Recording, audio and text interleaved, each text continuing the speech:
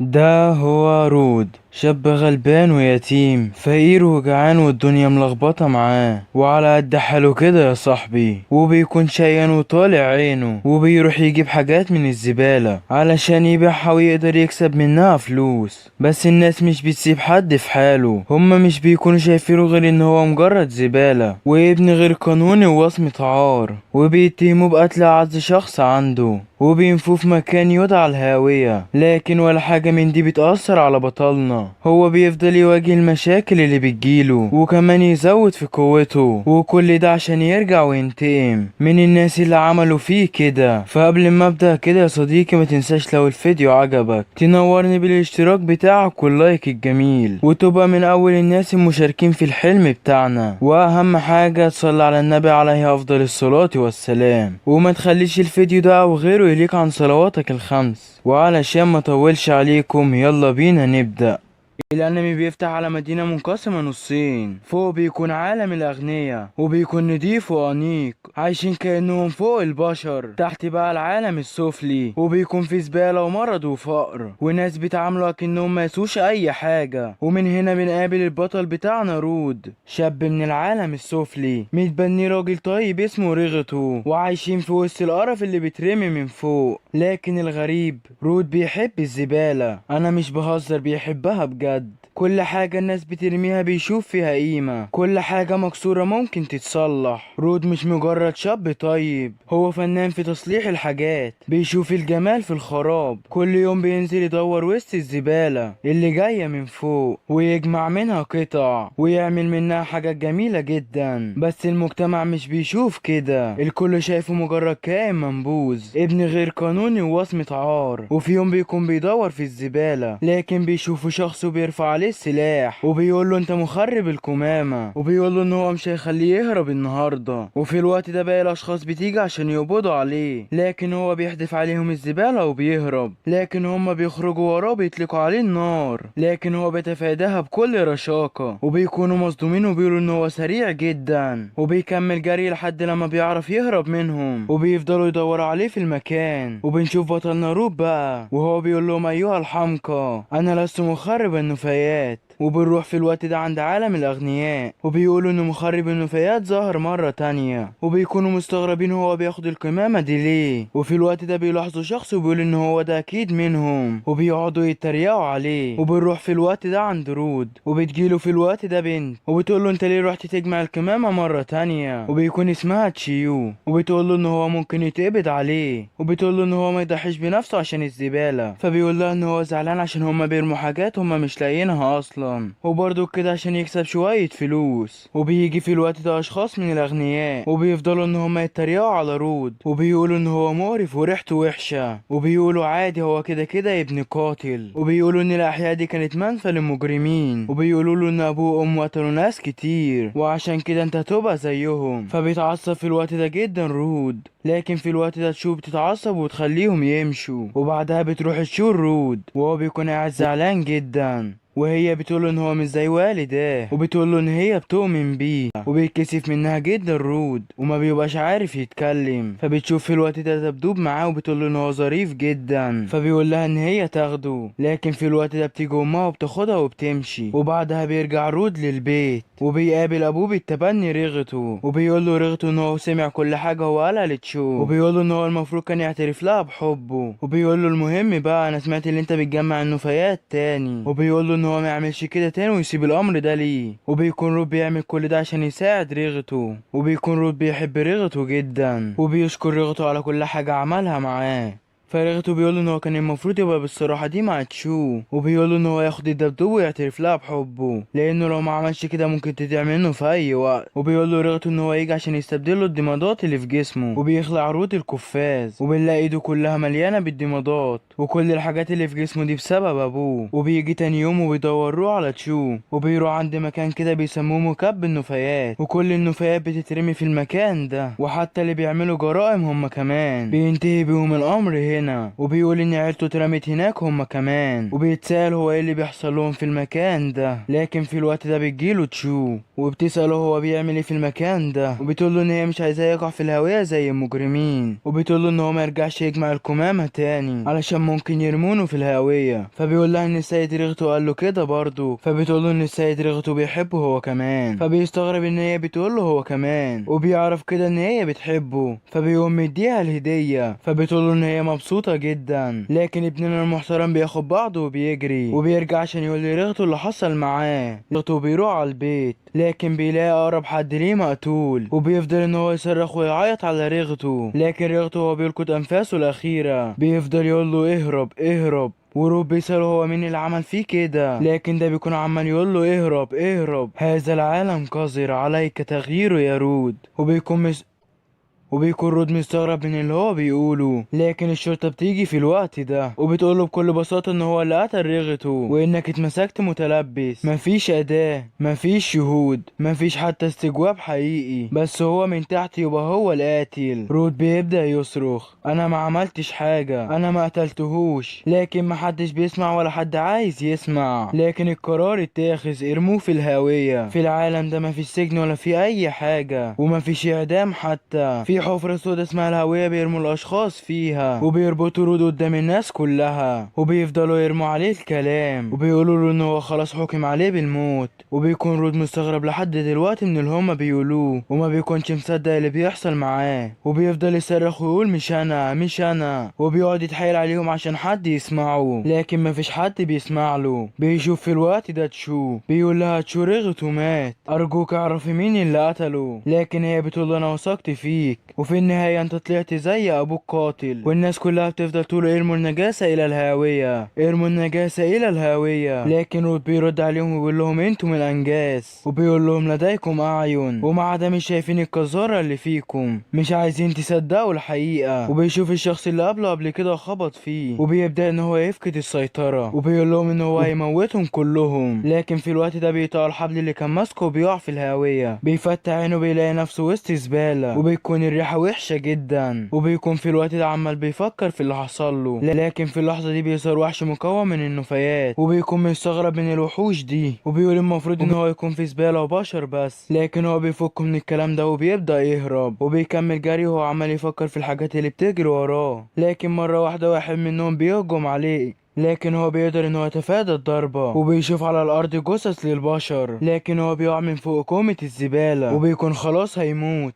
بسبب الهواء اللي موجود في المكان. وبيبدأ ان هو يكح دم ويفقد الامل في النجاة من المكان ده. لكن بيفتكر رغته لما مات، هل انا عاجزا عن القيام بشيء مجددا؟ وبيقول لا يمكن، ايا كان من قتل رغته، ايا كان من حاول توريطي، ايا كان من استحقرني، سأنتقم واضربهم لحد الموت. وبيمسك حديدة من على الأرض وبيقول بسبب كده أنا مش هينفع أموت. وبيكون في شخص في الوقت ده بيراقبه، وبيبدأ يهجم على الوحوش دي ومش بيرحم أي حد فيهم، وبيخلص على الأول وبيخش على التاني وبيخلص عليه هو كمان، وبيقدر إن هو يخلص عليهم كلهم بس بعد معاناة شوية. لكن في الوقت ده هو بيتعب ومبيكونش قادر يتحرك، وبيكون في كمية مقطوعة عليه. لكن بيجي الشخص اللي كان بيراقبه وبيحميه وبيمسكه من هدومه وبيضربه وبيخليه يجيب دم من بقه، وبعدها بيحط له قناع على وشه علشان يحمي من الهواء السام اللي موجود في المكان. وبيبدأ رود يسأله لو هو كان بشري، ويسأله كمان عن الوحوش اللي كانت بتقتله، لكن هو بيقول اسكت شوية. لكن رود بيكرر كلامه مرة تانية، والشخص بيقول اسكت للمرة التانية. لكن رود بيسأله للمرة التالتة، والشخص ده بيقول له اسكت يا غبي هتودينا في داهية. وفجأة الوحوش اللي كانت بتحاربه بتقوم تاني، فبيقول رود هو مش انا لسه مخلص عليهم؟ فالشخص اللي معاه بيقول له ان هو الغلطان وان كل ده بسبب صوته العالي، وبيقول له خلاص انا اللي هخلص لك عليهم. وبيمسك المظلة بتاعته وبيطلع منها هالة قوية جدا، وبيبدأ يهجم عليهم وبيخلص عليهم واحد واحد، وبيكون عمال يفرتك فيهم وبيكون سريع جدا، لكن هما بيكونوا كتار، فبيجري وبيطلع على راس وحش منهم وبيقوم طاير لفوق، وبيستخدم مهارة قوية جدا وبيفرتكهم حرفيا. وبيكون رود مستغرب من اللي هو عمله، وبيكون مستغرب هو ازاي خلص على كل دول، وبيقول ده باين عنده قوة خارقة، وهو لو عرف يتعلم منه هيرجع حقه. ورود بيسأله هو بيكون مين، فبيخلع القناع وبيقول له انا اسمي انجين، وانا مجرد عامل نظافة لكنه بيندم ان هو خلع القناع علشان الهوا بيكون ملوث، وبيقول لرود ان هو السبب في اللي حصل، ولكن مش بيلحق يكمل كلامه عشان رودو بيكون اغمى عليه. وبيغوص رودو في ذكرياته وبيفتكر مرة لما رجع البيت وهو مضروب، وبيقول لرغته ان الاطفال ضربوه لما قال لهم ان الاشياء عندها حياة تستحق الاهتمام، ورغته بيستفسر منه لو هو كان ضربهم. فرود بيقول ان هو ما ضربهمش ولا جه جنبهم، علشان انت قلتلي لو اهتمينا باي حاجة بنستخدمها فهتدب فيها الروح ويكون عندها حياة. ورغته بيمسح وشه بيقوله صحيح دي اسطورة قديمة، ولكن هو بيؤمن بيها، وكل الاشياء اللي بيستخدمها بتأدي غرض ما، وده دليل على انها حية. وبيقعد رود يسأله على كل الحاجات اللي عندهم، وبيشاور على كل حاجة وبيقول له حتى دي. فبيرد عليه رغته وبيقول له ليه لأ، كل شيء ممكن في الحياة هنا. وفي اللحظة دي بيفتح رود عينه وبيلاقي نفسه متكتف، وانجين بيسحبه وراه، فبيزعله وبيقول له يا عم انت بتعمل ايه فكني. فبيرد عليه انجين وبيقول له دي مش طريقة اتكلم بيها الشخص اللي انقذك. فرود بيعترض لان اللي بينقذ حد مش بيسحبه وراه كده، وبيطلب منه ان هو يفكه عشان هو لازم يرجع دلوقتي حالا. وقتها انجين بيبدأ يشاور له على السما، وبيشاور له وبيقول له شايف السما مستحيل انك توصل لها، وما فيش اي طريق توصل بيه لهناك، ده غير ان الكرة اللي فوق دي بتتحرك بشكل مستمر. وبيرد عليه رود بغضب وبيقول له فكني وملكش دعوة انا هتصرف. وبما ان انجين قال له الموضوع مستحيل فهو كده اكيد يعرف حاجة ومخبيها، ولازما ان هو يعرف هو يرجع هناك ازاي. وبيطلب منه يعرفه ازاي يرجع للمدينة، وبيحكي له كل حاجة عن المكان ده والوحوش اللي فيه والقوة اللي استخدمها علشان يستخدم كل المعلومات دي ويرجع للمدينة ويقتل الحسالة اللي لفقوله التهمة وينتقم من كل السكان اللي فوق. وبيهدده ان هو هيزعق بصوت عالي لو معرفوش اللي هو عاوزه. في اللحظة دي انجين بيقوله طالما انت متحمس كده فاستعد بقى عشان تعلم. انجين بيسحب رود وراه وبيرميه كده عند محطة بنزين وبيختفي من المكان. وبيتفاجئ رودو من اللي حصل، ولكن قبل ما بيعمل اي حاجة بيلاقي ناس قدامه، والناس دي بتتصدم اول ما بيشوفوا رود وبيكونوا مستغربين من الهدوم اللي هو لابسها، وبيعرفوا ان هو من سكان السماء لان الهدوم اللي هو لابسها دي بتاع سكان السماء بس. وبيقربوا منه بحذر وبيقولوا له انت من سكان السماء، فبيجاوبهم وبيقول لهم ان هو اترمى من فوق. واول ما بيسمعوا الكلام ده بيرموا الاقنعه بتاعتهم وبيكونوا فرحانين جدا، وبيقولوا له ان هم اول مره يشوفوا واحد من سكان السماء في حياتهم، وبيطلبوا منه ان هو يسامحهم علشان اول مره حد يترمي من فوق ويفضل عايش. وبيقولوا له تعالى عشان نفكك. ورود بيقول ان هم بيعاملوه بطريقه احسن من اللي انجين ده بيعملها له. وبعد شويه بيلاقي نفسه متكتف ومحبوس في صندوق، والناس بتقول مش عايزين الكنز اللي احنا لقيناه يضيع مننا. وبيكمل كلامه وبيقول ان اجسام الاشخاص اللي جايين من السماء بتتباع هنا بمبالغ غاليه، وعمرهم ما كانوا يتخيلوا ان هم هيلاقوا واحد عايش. وبيقول له انت عارف ليه في طلب جامد على سكان السطح؟ وبيكمل الشخص ده كلامه بكل حقد لانهم بيكرهوا الاشخاص اللي موجودين فوق علشان هم بيرموا عليهم الزباله دايما من غير اي اعتبار ولا اي تفكير فينا، وخلوا الجو متلوث وبقى كمان مسموم، بالاضافه كمان للوحوش اللي ظهرت وبتهاجم اي حد بيقرب منهم. واحنا بقى كنا مستنيين اي فرصه عشان ننتقم منكم. تفتكر بقى هيعملوا فيك ايه؟ هيعذبوك ولا يقطعوك حتت صغيره يا معلم؟ وبعدها بيحشر الاكل في بق رود علشان مش عايز يموت قبل ما يبيعوه، وبيكون عمال بيضحك بجنون وبيقول لاصحابه بص لسانه حساس ازاي لدرجه ان هو مش قادر ياكل الاكل بتاعنا. فبيرد عليه شخص منهم وبيقول له ان ده لازم عشان كل حاجه موجوده هنا عباره عن قمامه. لكن فجاه ضحكاته بتتحول لصراخ وبيكون عمال يتألم على الارض عشان رودو اكل صوابعه، وبيقول ان هو ممكن ياكل الاكل ده بكل سهوله. وبيكمل كلامه وبيقول سواء هنا او فوق مفيش اي اختلاف، فمفيش اختلاف كبير جدا يعني، لان كل اللي قابلهم بيقسموا الناس على حسب هواهم، الاغنياء والفقراء، سكان السماء وسكان الارض. وفجأة بتظهر طاقة قوية جدا من رود، وبيكون في الوقت ده متعصب جدا وبيطلع نار وبيكسر السلاسل المكتفاه، وبيقول لهم ان هو زهق من معاملة الناس ليه باحتقار وأكنه ما يسويش اي حاجة. وعلى جانب اخر بنشوف انجين قاعد ومراقب كل حاجة، وبنرجع عند رود وهو بيفتكر كلام لغته ان هو لو عامل الاشياء بعناية هتدب فيها الروح. وبيمسك السلسلة اللي قدامه واول ما بيمسكها شكلها بيتغير، وبيكون كل اللي موجودين في المكان مصدومين منه، علشان عمرهم ما توقعوا ان في حد من سكان السماء هيبقى عنده القدرة دي. وقتها بيقول انجين ان رودو من الاشخاص اللي بيدبوا الروح في الاشياء، يعني هو بيكون من المانحين، وبيكون الاشخاص اللي قدام رودو برضو وصلوا لنفس الاستنتاج وبيهجموا عليه بسرعة، لان المانحين بيشكلوا تهديد بسبب الاسلحة اللي معاهم. وبينجح واحد منهم ان هو يطير السلسلة من ايد رود، وبيفرحوا علشان كده هيقدروا يهزموه. لكن رودو بيستخدم كاوتش عربية وبيفعل قوته عليه، وبتظهر الصدمة على وشوش الجميع، لان كده رود بيستخدم اكتر من سلاح وبيخلص عليهم. رودو بيقرب من الشخص الاخير وبيكون واقع على الارض وماسك ايده وعمال بيتألم، وبيستعد رودو بقى عشان يخلص عليه، وباين عليه كده اتجنن يا جدعان. لكن مرة واحدة بيظهر انجين وبيمسك ايده وبيقول له خلاص هدي نفسك وكفاية على كده. وقتها رودو بيرجع لوعيه والحاجات اللي حواليه بتقع على الارض، والكاوتش اللي في ايده بيتحول لرماد. وبيقول له انجين باستغراب هو ايه اللي حصل، فبيقول له رودو ان هو لما افتكر كلام رغته حس بطاقة غريبة من القفازات بتاعته، وبيمسح رودي الدم اللي نازل من مناخيره، وبيكون تعبان جدا. وبيقطع تفكيره صوت انجين وبيقول له ان هو طبيعي بعد استخدام القوة لأول مرة، وبيعتذر وبيقول له ان هو كان لازم في الاول يتأكد من قدراته، وبيقول له ان هو يعرف كل المعلومات اللي هو عاوزها، بس لازم في الاول ان هو ينضم للمنظفين. وبتظهر الصدمة على وش رود وهو بيقول له انا ينفع ارفض عرضك. وبعدها بنشوف انجين بتواصل مع شخص ما عن طريق الصورة اللي في ايديه، والشخص ده بيقول له انت مش من عاداتك انك تكلمني، ها عايز ايه؟ انجين بيقول له ان هو لا طفل عبقري صدفة كده في المنطقة المحظورة عنده قوة اسطورية وعاوزك يعني تدربه. وبعدها بنشوف رود نايم على سرير وفي دكتور بيضم جراحه وبيعالجه، وبيبص لانجين وبيفكره ان هو لسه موفيش ينضم للمنظفين. فبيرد عليه انجين وبيقول له ان هو ما عندوش اي خيارات تاني. رود بيرد عليه بكل انزعاج وبيقول له انا مش عايز اي حاجه غير ان انا ارجع للسطح. ومن غير اي مقدمات بنلاقي الدكتور بيزعق لرود وبيقول له انت محظوظ اللي انت لسه عايش يا راجل يا مغفل، انا مش عارف ايه الغباء اللي يخليك تلف في المنطقه المحظوره، كان زمانك ميت من الهواء المسموم اساسا، وكمان اتخطفت بعدها يخرب بيت نحسك يا اخي، المفروض تبوس ايدك وش وضهر عشان عمك انجين انقذك. انجين بيبص لرود بكل تعالي وبيقول له لا شكر على واجب يا معلم. وقتها رود بيقاطع الدكتور وبيقول له خليك في حالك يا معلم.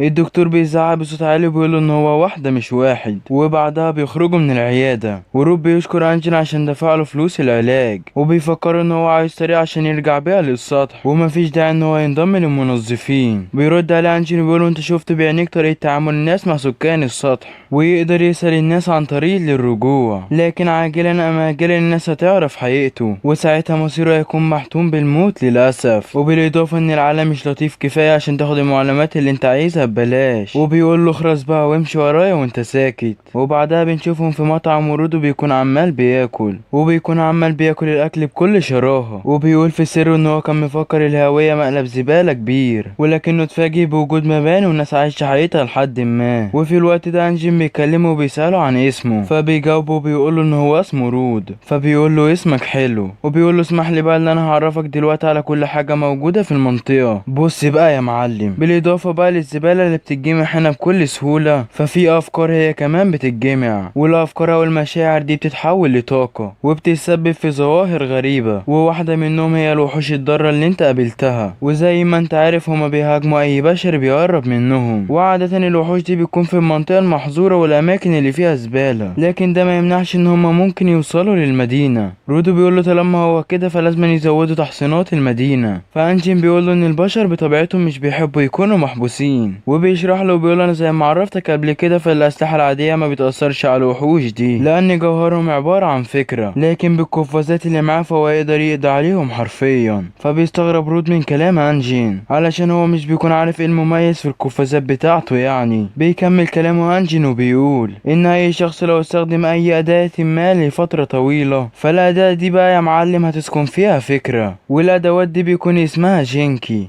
والأسلحة دي بس هي اللي هتقدر تهزم الوحوش علشان هي عبارة عن فكرة والفكرة لا تموت. لكن المشكلة ان مفيش ناس كتير بيقدروا يستخدموا المهارة دي، وان هما بيكونوا عدد قليل وبيكون اسمهم المانحون. فباختصار كبير المنظفين دول عبارة عن منظمة مختصة في الامان وقتل الوحوش دي، وعلشان كده هما محتاجين المانحين اللي زيك. روب بيقوله تمام، بس انا لو انضميت ليكم انت هتعرفني ازاي هوصل للسطح. بيرد عليه انجين بلا مبالاة وبيقوله ان هو ما يعرفش اي حاجة عن الوصول للسطح، وبتظهر الصدمة على وش رود. امال انت بقى كنت بتتكلم بالثقة دي ازاي؟ بيرد عليه ان هو صحيح ما يعرفش لكن الرئيس بتاعه يعرف. رود بيقول له يعني انا لازم اقابل الرئيس علشان اعرف منه كل حاجة؟ ده ايه الشغلانة دي يا عم؟ وقتها انجين بيسأله بيقول له هو مين اللي اداك القفازات دي؟ بيسكت رودو كده قبل ما يجاوبه، بيكون حزين جدا وبيقول له ان هو اخدها من ابوه، ده اخر تذكار ليه من ابوه. فبيقول له انجين ان هي من بعيد يبان عليها ان هي قديمة ومتهالكة، وبيطلب منه ان هو يحافظ عليها عشان هي قفازات جيدة. في الوقت ده روب بيفتكر سخرية الناس من كلامه وبيحس بالحزن. وفي الوقت ده بيقوم انجين لما تليفونه بيرن. رودو بيقول له انا عارف ان كلامي متأخر لكن انا بشكرك على كل اللي انت عملته معايا. وبيقول له ان هو ممكن ينضم مع المنظفين بس بشكل مؤقت لو هعرفه ازاي يطلع للسطح. انجين بيديله كده كيس فيه فلوس وبيقول له خلي الفلوس دي معاك. وبيتأثر رود من كرم انجين وبيقول له انت متأكد من اللي انت بتعمله ده؟ بيجاوب انجين وبيقول له ان هو متأكد، وكده كده الفلوس دي بتاعتك، يعني انا بعت الهدوم بتاعتك القديمة. ورودو بيتصدم وبيفضل واقف كده شوية، واول ما بيستوعب الكلام بيتفجر في انجين وبيقول له ده انا لو مسكتك هفرتكك يا ابن الحيوان. بيرد على انجين بكل هدوء ان هو ما ينفعش يلبس هدوم بتاعت السطح والا كل الناس اللي موجودين هنا هيعرفوا حقيقته، وبيطلب منه ان هو يقف مكانه لحد ما يرجع له. وبيقعد رود وهو متضايق بعد ما خرج من جحيم العقل، وان هو يسيب المنظفين اول ما يوصل لهدفه. ايوه يا جدعان مفيش نعيم في حياة الواد رودو ده ابدا. في الوقت ده كان في قطة بتراقب رودو وبتنزل تاخد الفلوس وبتجري، ورودو بيطلع يجري وراه وعمال بيقول فلوس يا بنت الحرامية. ووسم هو بيجري بيلمع عصاية وبيخطفها من ايد صاحبها وبيجري ورا القطة وبيقفش بيها القطة وهو بينهج من كتر الجري، ولكنه بيلاقي صاحب العصاية جاي من وراه وبيكون على وشك الانفجار من الغضب وبيقول له هات العصاية بتاعتي يا ابن التي. رود بيرد عليه باستغراب وبيقول له حاجة ايه دي؟ فلوسي يا عم. بيجاوب وبيقول له فلوسي ايه؟ انا عايز العصاية بتاعتي. رود بيرد عليه وبيقول له يعني ده حتة عصاية يعني؟ هنا صاحب العصاية بيخطفها من ايد رود وبيروح يحضنها، وبيستغرب رود من تصرفاته وبيلاحظ ان هدومه عليها نفس الشعار اللي على هدوم انجين، وبيقطع صوت افكاره صاحب العصاية وبيقول له ما تتخيلش انك بعد ما خطفت العصاية بتاعتي هتعدي كده عادي. وبيحاول العصاية بتاعته لوضع القتال وبيقول له انا لازم كده ادبك علشان باين كده انت ما اتعلمتش الرباية في بيتكو. ومن غير اي مقدمات بيهجم عليه وبينزل عليه العصاية وبتعدي من جنب وشه وبترج المكان من قوة الضربة، وبيقول له طالما انت خطفت العصاية بتاعتي فاكيد انت كده مستعد للجزاء بتاعك يا استاذ رودو. رودو بيفوق من صدمته وبيقول انا كنت عارف انك منظف. فبيرد عليه صاحب العصاية وبيعرفه ان هو اسمه زانكا، وانجين طلب منه ان هو يعلمه، بس هو ما كانش متخيل ان هو يعلمه اساسيات الاخلاق وان السرقة حرام وغلط. فبيرد عليه رودو وبيقوله ان هو كلامه غلط وان هو بس كان بيحاول يقفش القطة اللي خطفت منه الفلوس بتاعته. بيتجاهل كلام رودو وبيقوله من الواضح كده ان اهلك نسيوا يربوك، وبيسيطر على رودو الغضب ويقوله ان هو ما يعرفش اي حاجة عن ابوه وماضيه. وفي الوقت ده بيفتكر كلام ريغته ليه ان هو لو عايز يوصل لاي حد معلومة فلازم يهدى ويوضح لهم كلامه بهدوء من غير اي غضب او انفعال عشان كده الناس هتكرهه. فبيهدي نفسه وبيقول لزانكا ان هو ما كانش قصده يسرق العصاية. زانكا بيهدى هو كمان وهو بيعتذر وبيقول له ان هو انفعل عشان بيحب عصايته جدا. وبتظهر الصدمة على وش رود اللي ما كانش متخيل ان حاجة بسيطة زي دي هيكون لها تأثير جامد كده على صاحبها. وبيكمل زانكا كلامه وهو مبتسم وبيقول رود هو ايه الجينك بتاعك؟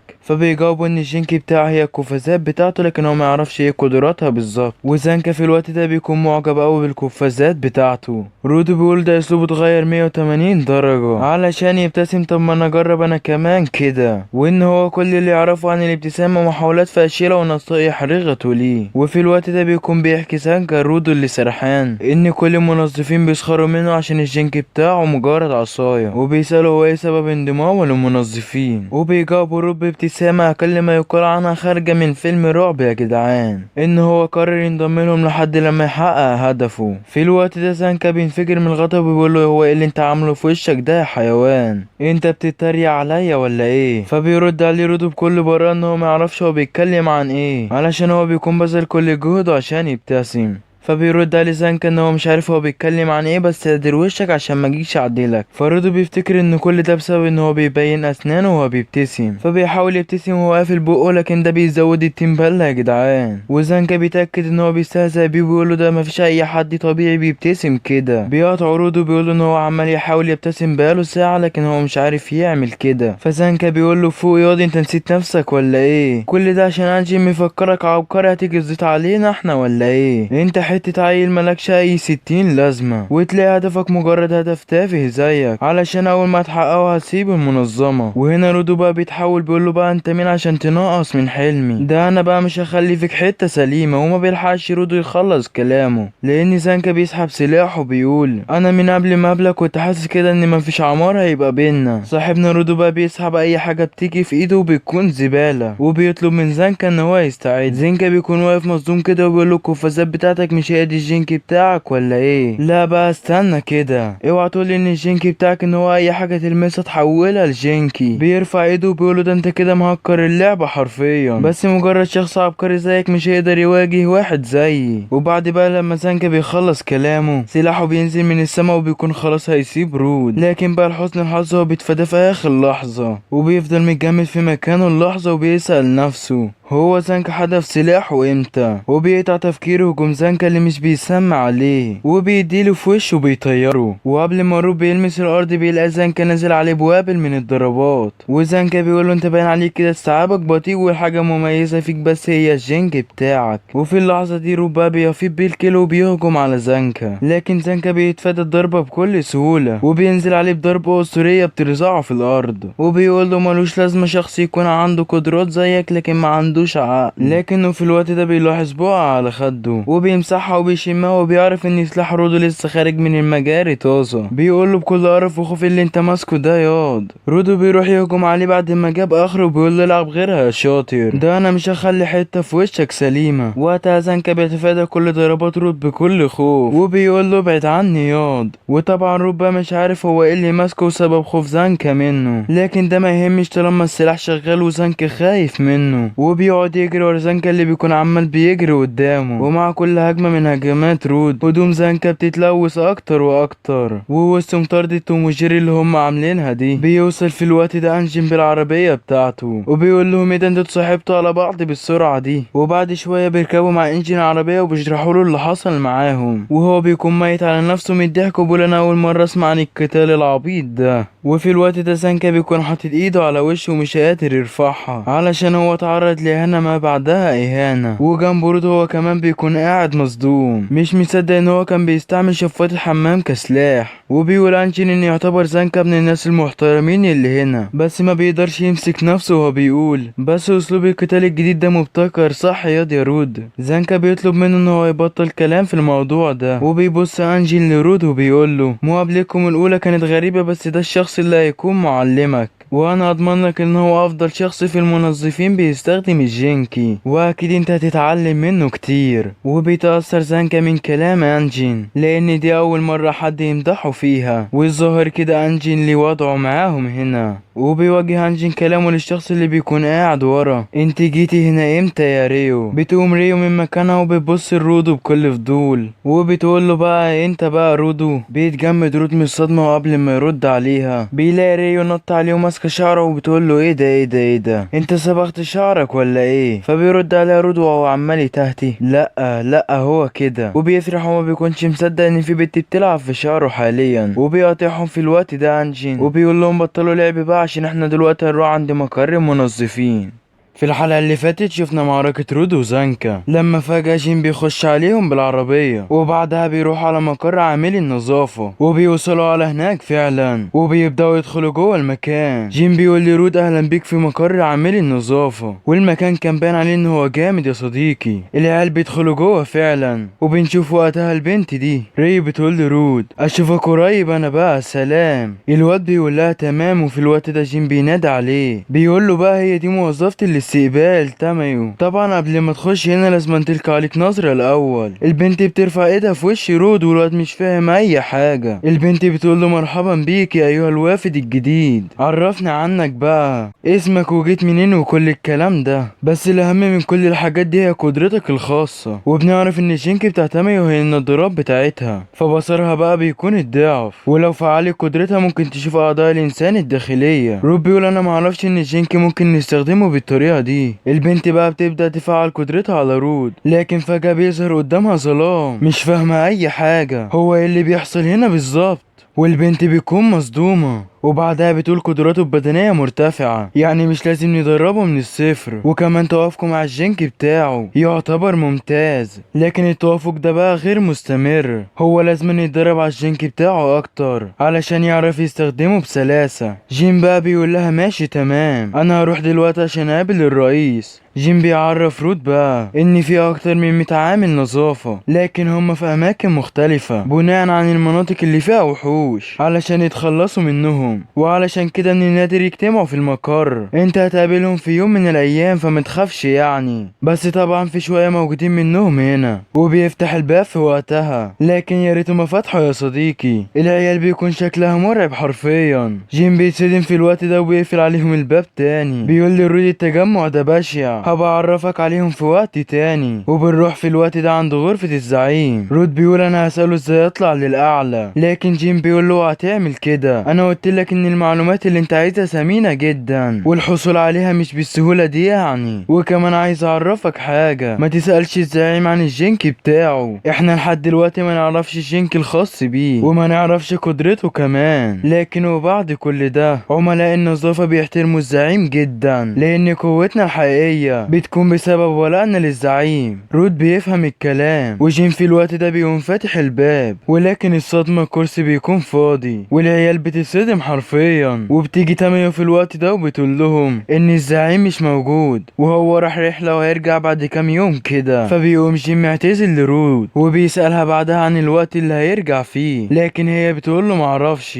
هو اكيد هيقعد وقت طويل. ريو في الوقت ده بتظهر في المكان وبتقول له ايه رايك تراقبنا واحنا بنقتل في الوحوش، فانت مش هتكون عامل نظافه غير لما تقابل الزعيم، وعلشان كده لازم تتدرب في الوقت الحالي. اما بقى بالنسبه لي فانا عايز اعرف الكتير عنك. اوبا دي شكلها كده هتولع يا جدعان. وفي الوقت ده العيال بتطلع بره، وريو بتقول له انا عايزك تراقب في عمال النظافه بكل تركيز، والواد بيقول لها تمام ماشي. وبنرجع للداخل تاني وبنشوف جين ورود واقفين امام احد الخرايط. تاميو بتقول له انا هشرح الوضع اللي وصل لي دلوقتي، وبالفعل بنعرف ان الطلب ده من سكان القرية القريبة من المنطقة المحظورة. بيقولوا ان في وحوش صغيرة بتقرب من الحاجز، واحنا بقى محتاجين عمال نظافة عشان ينضفوا المكان. طبعا رودو بقى واقف مش فاهم اي حاجة، وبيقول يعني ايه المنطقة الملوثة. تاميو بتتصدم وبتقول لي لجين انت معرفتوش ولا ايه؟ فهو بيقول لها انا عرفته بس بطريقة تانية، انا فهمته ان هي اسمها مكب النفايات.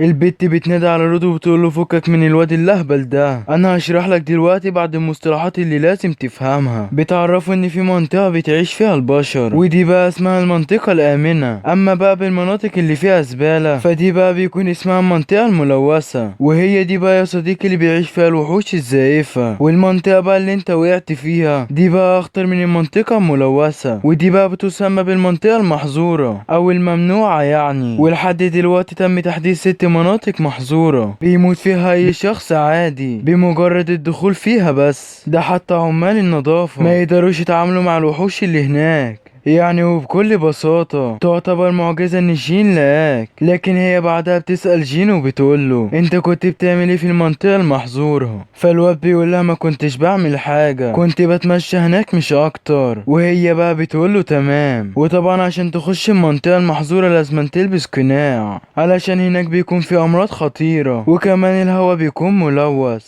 واي حد لو ملبسش القناع هيموت في خلال 15 دقيقة. وروب بيسأل نفسه هو قاعد قد ايه يتنفس الناس هناك. وبتنتقل بينا بقى الاحداث وبنشوف رودو داخل المنطقة الملوثة، وبيقول بالنظر ليها مرة تانية فهي مليانة بالزبالة. انا لما كنت في الاعلى كنت بسأل نفسي عن حال الهوية، وطبعا ما كنتش متخيل ان في حد عايش هنا اساسا. ولكن لحظة، هو مفيش حد في الاعلى عارف اللي بيحصل هنا ولا ايه؟ ولا هم عارفين وبيرموا الزبالة على الناس اللي موجودة هنا عادي؟ وبيفكر بعدها في الكمامة وبيقول هي كنزة حرفيا. لكن هو بيلاحظ عمال قدامه وبيسأل ري على الناس دول، وبيقول لهم مين بالظبط. فبتقولوا ان هم عمال نظافة بس من الفئة الداعمة. صح هم ما عندهمش جينكي، لكن بيفيدونا في المعركة بشكل كبير جدا. وبيجي احد الاشخاص عند رود وبيسلم عليه. الواد مش فاهم اي حاجة، وبيلاقي ايده في الوقت ده بتتكسر حرفيا، وكل ده عشان سلم على واحد منهم بس. ريو بتعرفوا ان هم اقوياء جدا لدرجة ان هو يقدر يدمر وحش من فئة الدرع. رود بيقول مع القوة دي كلها انا اكيد هكون في امان. رود بيكلم نفسه وبيقول انا هستمر معاهم على اي حال